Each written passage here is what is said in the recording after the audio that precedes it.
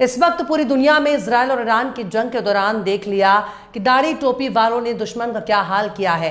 Iran ने Israel को बहुत पटक पटक कर मारा। टोपी कुर्ता पजामा पहनने वालों ने दुनिया के सुपर पावर की लंका लगा दी। जो इजराइल अमेरिका की ताकत के दम पर कूद रहा था, जो नेतन्याहू ट्रंप के बल पर कूद रहा था, इस वक्त उसकी हालत बहुत पतली हो गई है। अमेरिका अगर इस जंग में नहीं आया तो ईरान उसका कबाब बना देगा। अगर इजराइल की मदद के लिए अमेरिका नहीं आया तो नेतन्याहू की पतलून गीली होना तय माना जा रहा है। लेकिन नेतन्याहू की पैंट गीली होने से पहले ही अब डोनाल्ड ट्रंप की पैंट गीली होती नजर आ रही है और उस गीली पैंट के निशान पूरी दुनिया बहुत गौर से देख रही है। इजराइल इस वक्त ईरानी मिसाइल के खौफ से अमेरिका को पुकार रहा है। ईरान के मिसाइलों को देखकर पापा पापा चिल्ला रहा है। ब्रिटेन को पुकार रहा है, फ्रांस को पुकार रहा है, जर्मनी को पुकार रहा है। दोस्तों, ईरान के हालिया हमले में इजराइल को भारी नुकसान उठाना पड़ रहा है। इजराइल में भारी तबाही देखने को मिल रही है। तरीके से ईरान ने अपनी सिज्जील और खैबर मिसाइल निकाल ली है। जब इजराइल ने एयरक्राफ्ट से ईरान पर हमला किया तो ईरान ने सिज्जील और खैबर मिसाइल निकालकर पूरी तरीके से तेल अवीव को तबाह कर दिया है। तबाही की तस्वीरें आप देखिए कि खुलकर अब वहां से रिपोर्ट भी होने लगी है। अभी तक इजराइल से तस्वीर पूरी तरीके से दुनिया के सामने नहीं आ पा रही थी कि ईरान जिस तरीके से लगातार तबाही मचाया हुआ है। तेल अवीव के कई शहरों में और इजराइल के कई शहरों को भारी नुकसान उठाना पड़ा है। आज हम बात करेंगे कि आखिर जिस तरीके से ईरान ने सिज्जील और खैबर मिसाइल निकाली है उसका प्रभाव कितना होगा और कितने दूर तक वो मार कर सकती है। जिस तरीके से ईरान लगातार हमला कर रहा है, इजराइल के डिफेंस मिनिस्टर का साफ तौर पर यह कहना है और वो कहने को मजबूर पड़ गए हैं कि इंटरनेशनल कानून का उल्लंघन ईरान कर रहा है और ईरान को इसकी कीमत चुकानी पड़ेगी। दोस्तों, अभी तक जो इजराइल ये कहता था कि हम ईरान में घुसकर मारेंगे और उसके सुप्रीम लीडर की हम तलाश कर रहे हैं, उससे बहुत दूर हम नहीं है बल्कि करीब तक पहुंच चुके हैं। लेकिन आज उनका मिनिस्टर इस बात को एक्सेप्ट कर रहा है कि ईरान इंटरनेशनल कानूनों का उल्लंघन कर रहा है। जिस तरीके से लगातार उसका हमला जारी है। ईरान ने इजराइल के हाइफा में जिस तरीके का कहर बरपाया है, निश्चित तौर पर यह कहा जा सकता है कि एक बहुत बड़ा झटका इस वक्त में इजराइल को लगा है। दिन दहाड़े हाइफा एक बंदरगाह है और इजराइल में कूटनीतिक लिहाज से बहुत महत्वपूर्ण है। और हाइफा बंदरगाह पर यह तस्वीरें देखिए, आप ये तस्वीरें देखिए जिस तरीके से हमला हुआ है हाइफा बंदरगाह पर। निश्चित तौर पर बहुत बड़ा धमाका है, मिसाइलें दागी गई है और न केवल हाइफा में बल्कि उसके साथ साथ और कई बड़े शहरों पर इस वक्त में ईरान की मिसाइलें कहर बरपा रही है। ईरान ने इजराइल की कमर तोड़कर रख दी है। दोस्तों, इजराइल के हर रोज युद्ध में 6,000 करोड़ रुपए खर्च हो रहे हैं। ईरान इजराइल जंग में नेतन्याहू को ट्रंप ने फंसा कर रख दिया है। जानते हैं कैसे? अब नेतन्याहू के आगे इधर कुआं और उधर खाई वाली स्थिति हो गई है। ट्रंप ने नेतन्याहू को युद्ध की झाड़ पर चढ़ाकर अकेला छोड़ दिया है। ट्रंप ने कहा है कि ईरान इजराइल युद्ध में उनकी भूमिका क्या होगी वो 2 हफ्तों में सोच करके बताएंगे।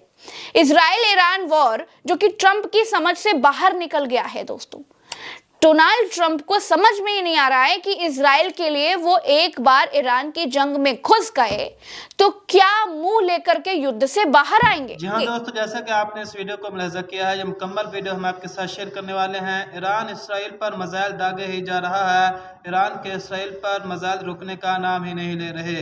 दोस्तों, ईरान के मिसाइलों की आवाज़ सुनकर अमेरिका भी घबराया हुआ नजर आ रहा है। दोस्तों, ईरान ने इस वक्त इसराइल को तबाह बर्बाद करके रख दिया है। इसराइल में इस वक्त डर का माहौल है। इसराइल में हर तरफ तबाही ही तबाही नजर आ रही है। दोस्तों, इस हवाले से भारतीय मीडिया का क्या रद्द-ए-अमल है, ये मुकम्मल वीडियो हम आपके साथ शेयर करने वाले हैं। इससे पहले आपसे एक छोटी सी रिक्वेस्ट है कि अगर अभी तक आपने हमारे चैनल को सब्सक्राइब नहीं किया तो प्लीज़ जल्दी से हमारे चैनल को ज़रूर सब्सक्राइब कर लीजिएगा। ये चलते हैं इस बकिया वीडियो की जानिब। दोस्तों, अब तक ईरान के साथ सिर्फ जुबानी जंग करते आए अमेरिकी राष्ट्रपतियों से अलग अब डोनाल्ड ट्रंप के सामने एक विकट तरह की स्थिति उत्पन्न हो गई है। इजराइल को हर हाल में सपोर्ट करने की अमेरिकी नीति से वो अलग हो नहीं सकते और अपनी अमन के मसीहा वाली जो इमेज है उसको ताक पर रखकर तुरंत युद्ध में उतर भी नहीं सकते।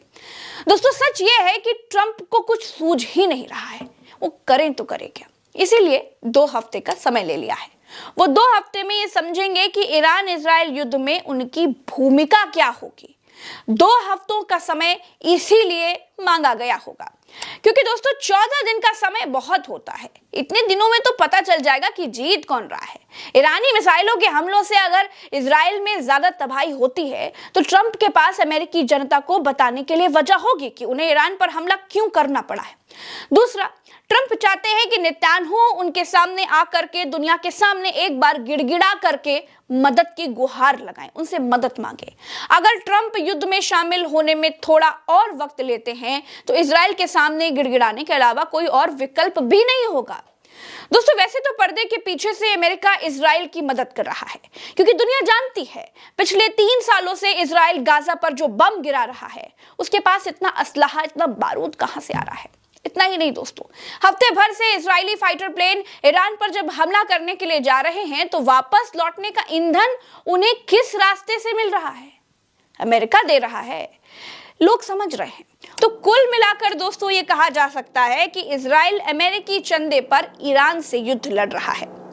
इजराइल की बर्बादी अमेरिका को शर्मसार करेगी। दोस्तों अगर ईरान इजराइल पर हमले तेज करता है और उसकी बर्बादी होती है तो ये इजराइल से ज्यादा अमेरिका के लिए खतरे और चिंता की बात होगी कि ईरान जिस तरीके से मिसाइलें दाग रहा है, इजराइल के लिए गिनना भी संभव नहीं हो पा रहा है कि कितनी मिसाइलें दागी जा रही है। 3 दिन पहले मैंने आपको एक खबर दिखाई थी जिसमें ईरान के अधिकारी कह रहे थे कि हमारे पास में 20,000 से ज्यादा मिसाइलों का भंडार है। हम 200-250 मिसाइलें भी अगर एक दिन में मारेंगे तो भी हम 100 दिनों तक युद्ध लड़ सकते हैं। अभी तो 8 दिन ही हुए हैं।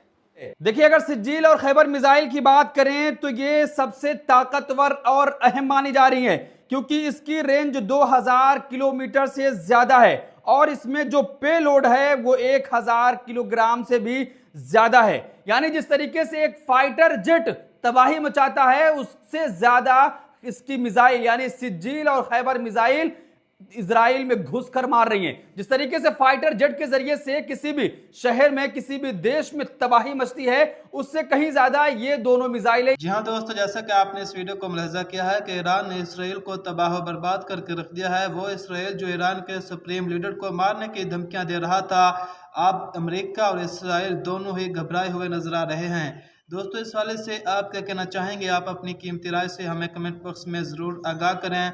अगर आप इसी तरह की वीडियो देखना पसंद करते हैं तो हमारे चैनल को ज़रूर सब्सक्राइब कर लीजिएगा। मिलते हैं फिर एक नई वीडियो के साथ, तब तक के लिए अल्लाह हाफिज़।